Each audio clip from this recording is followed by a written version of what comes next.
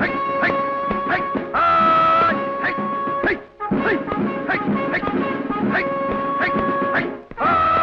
ഭ്രാന്തനാണോ? കാക്കക്കുപ്പായാണല്ലോ ഇട്ടിരിക്കുന്നത്. ഇനിയിപ്പോ പോലീസുകാരുടെ ഭ്രാന്ത് പിടിച്ചതാണോ?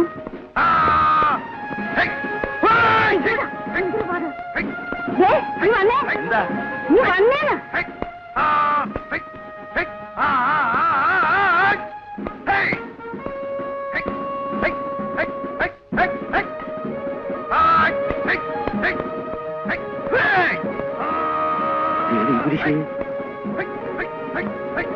പത്രത്തിൽ പരസ്യം കൊടുത്തിരുന്നല്ലേ? ലക്ഷണം കണ്ടിട്ട് ഗൂർഖയാണെന്ന് തോന്നുന്നു. അയ്യോ, ഇത്ര വേഗം ഗൂർഖ എത്തിയോ? ചേച്ചി, ഗൂർഖയാ? കർത്താവേ, ഗൂർഖയാ?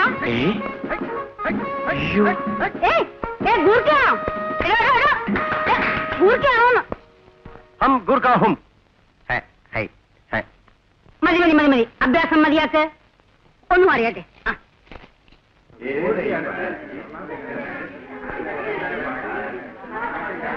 भाइयों और बहनों, पत्र द्वारा में एक कॉलोनी को एक गुरखा का आवश्यकता मैंने पढ़ा, इसलिए मैं आ गई.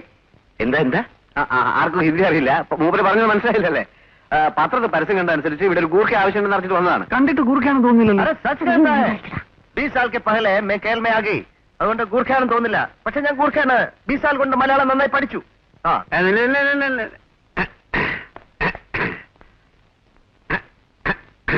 അസൽ ഗൂർഖ. എന്താ പേരെന്താ? രാം സിംഗ് ഭീം സിംഗ് കാ ബേട്ട. ഓക്കെ, ഈ കോളനിയുടെ സെക്രട്ടറി എന്നുള്ള നിലയ്ക്ക് എനിക്ക് ചില ചോദ്യങ്ങൾ ചോദിക്കാനുണ്ട്. 24 മണിക്കൂറും ഡ്യൂട്ടി ചെയ്യാൻ തയ്യാറാണോ? ഏത് പെരുങ്കള്ളനെയും പിടിക്കാനുള്ള ധൈര്യമുണ്ടോ? ഒന്നുമില്ല, ഒരു ഗൂർഖയോട് ധൈര്യത്തെ പറ്റി ചോദിക്കേണ്ട ആവശ്യമില്ലാന്ന്. ഓരോ വയ്യാവേനെ എടുത്ത് തല വെക്കേണ്ട അമ്മച്ചി. എന്തോന്ന് വയ്യാവേനി? ഇവിടെ ഒരു കാവക്കാരൻ അത്യാവശ്യം തന്നെയാ. ഗൂർഖ എത്രയും പെട്ടെന്ന് കള്ളനെ പിടിച്ച് ഞങ്ങളെ കൈ തരണം.